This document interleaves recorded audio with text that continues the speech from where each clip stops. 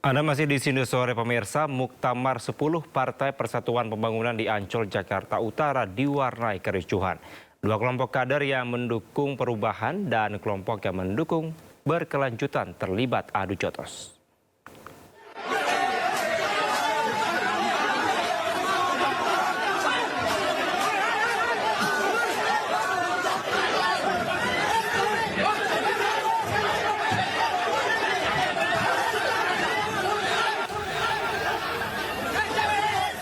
Pembukaan Muktamar ke-10 Partai Persatuan Pembangunan P3 di Ancol, Jakarta Utara pada Sabtu sore berlangsung ricuh.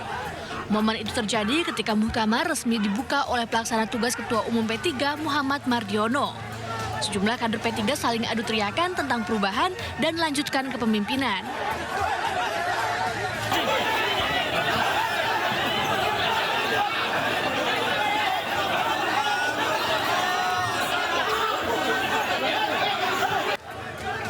Kericuhan terjadi lagi ketika PLT Ketua Umum Muhammad Mardiono tengah melangsungkan sesi wawancara dengan media. Sejumlah kader di belakang barisan media tiba-tiba berteriak perubahan. Sontak kader yang bersama Mardiono meminta agar mereka tidak berisik, namun hal ini membuat suasana semakin memanas. Sejumlah kader akhirnya terlibat perkelahian.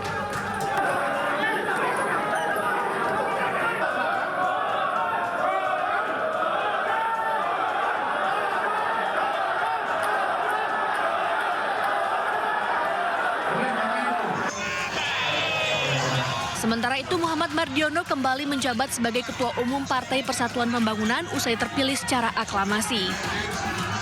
Meski sempat diwarnai upaya penghambatan dari kelompok yang berseberangan, namun pimpinan sidang tetap melanjutkan proses pemilihan sesuai dengan anggaran dasar dan ketentuan rumah tangga partai.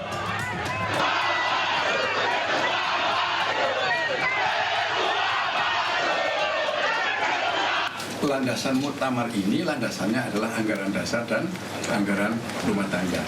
Proses muktamar ini adalah panjang ya, melalui pembentukan OC, kemudian pembentukan SC dan seterusnya.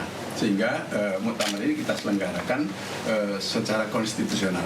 Namun demikian memang ada pihak-pihak lain yang memiliki kepentingan tertentu yang secara ilegal itu kemudian menimbulkan sebuah keriuhan.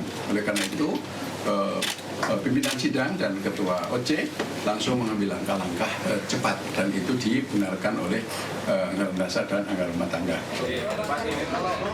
Mardiono juga menambahkan, meski sempat diwarnai keributan, namun 30 DPW telah sepakat. Menurutnya hasil muktamar telah sah secara aturan internal partai.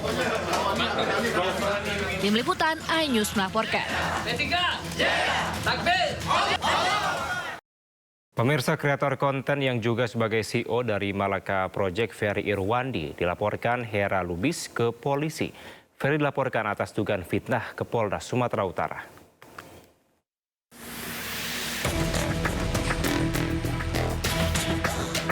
Dengan didampingi kuasa hukumnya, Hera Enika Lubis membawa sejumlah dokumen sebagai tanda bukti membuat laporan ke Polda Sumut. Dirinya melaporkan 3 akun media sosial, diantaranya 2 akun Instagram dan 1 akun YouTube atas dugaan pencemaran nama baik. Kuasa hukum pelapor Fridolin Siahaan mengatakan 2 akun yang dilaporkan diduga milik influencer Ferry Irwandi. Ferry dilaporkan karena menuding Hera yang merupakan pemilik akun X @HeraLubs atau Miss Tweet sebagai salah satu dalang kerusuhan gelombang demonstrasi akhir Agustus lalu tentang bubarkan DPR. Kami lagi proses untuk membuat laporan polisi terhadap 2 akun. Yang pertama adalah akun Instagram dengan username-nya Irwandi Ferry, dan satu lagi adalah akun YouTube dengan username Ferry Irwandi.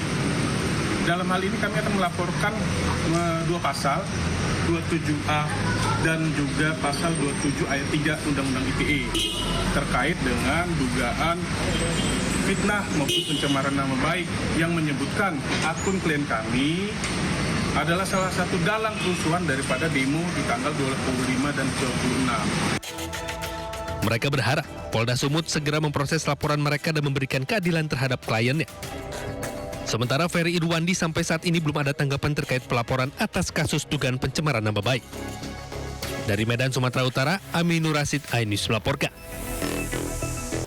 Anda masih di sini sore pemirsa. Indonesia Belanda kembali mempererat hubungan diplomatik bilateral. Dalam kunjungan Presiden Prabowo ke Belanda, Raja Willem sepakat kembalikan artefak Jawa bersejarah.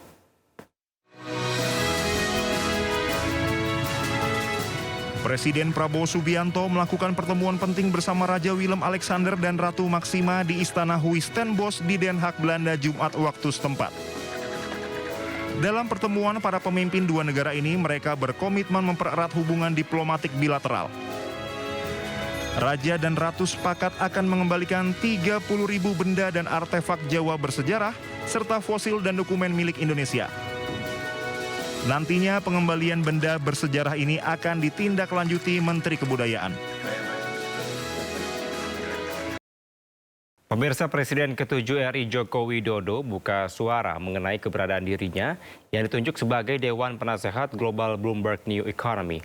Jokowi akan membawa gagasan-gagasan yang dimiliki serta hal-hal yang berkaitan dengan New Economy yang berkaitan dengan Indonesia.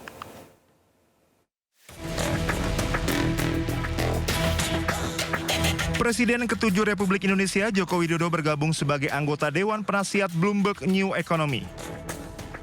Penunjukan Jokowi ke dalam jajaran Dewan Penasihat dilakukan pada April 2025 bersamaan dengan pembentukan jajaran penasihat baru lembaga tersebut.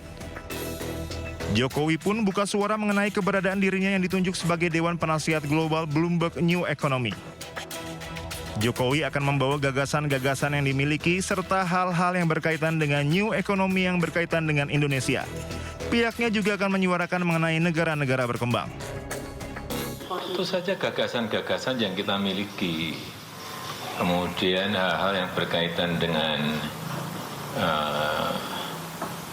New Economy yang berkaitan dengan negara kita, mungkin yang sudah dilaksanakan di ASEAN, kemudian yang dilaksanakan ke negara lain yang mungkin bagus untuk juga dilaksanakan di semua negara. Utamanya kita ingin menyuarakan negara-negara berkembang. Siap. Tapi ke depan saya kira real time intelligence, future intelligence, competitive intelligence. Selain Jokowi, sejumlah tokoh internasional juga duduk di kursi penasehat antara lain Michael R. Bloomberg, Mario Draghi, Gan Kim Yong, serta Gina Raimondo.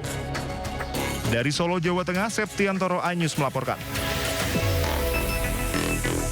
Kita ke informasi lainnya pemirsa, siswa sekolah dasar di Padang Lawas Utara, Sumatera Utara harus bertaruh nyawa saat pergi dan pulang sekolah.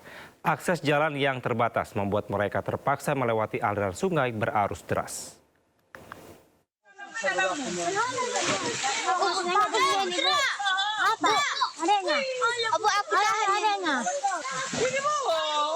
Jangan cepat. Sebuah video memperlihatkan kondisi para siswa dan guru harus melewati sungai berarus deras sambil berenang yang hanya dibantu dengan sutas tali terikat dari kedua tepi sungai viral di media sosial. Peristiwa ini terjadi di Desa Simaningkir, Kecamatan Dolok Sigompulon, Padang Lawas Utara, Sumatera Utara. Sudah menjadi pemandangan sehari-hari, bahkan kondisi seperti ini sudah terjadi puluhan tahun karena desa mereka memiliki infrastruktur jalan yang buruk dan tak ada jembatan. Dari sekolah nggak bisa lewat karena sungainya besar, hujan, mohon dukungannya ya untuk bikin jembatan. Ironisnya harapan warga untuk mendapatkan fasilitas jalan dan jembatan yang memadai ternyata harus pupus lantaran Pemprov Sumatera Utara membatalkan proyek pembangunan jalan di wilayah ini lantaran masih jadi sorotan hukum pasca OTT KPK kasus suap yang melibatkan mantan Kadis PU Topan Ginting. Menjawab keresahan warga, Pemkab Padang Lawas Utara langsung bertindak membangun jembatan sementara dari Batang Kelapa. Jembatan Batang Kelapa hanya bersifat darurat karena pihaknya akan menyiapkan jembatan permanen pada tahap selanjutnya. Pemkab juga memastikan keselamatan warga menjadi prioritas, terutama bagi para siswa yang berjuang menuntut ilmu. Akan membangun titik atau rampilan istilahnya.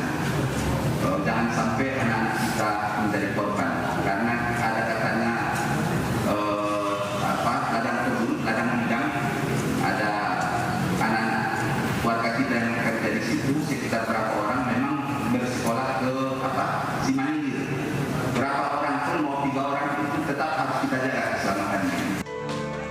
Sebelumnya, tidak ada jembatan membuat para siswa bertaruh nyawa mengarungi sungai berarus deras akibat diguyur hujan. Meski dibantu warga, namun aksi siswa menyeberang sungai bisa saja membahayakan. Pihak sekolah dan masyarakat pun berharap pemerintah membangun jembatan yang layak. Dari Padang Lawas Utara, Sumatera Utara, iNews melaporkan.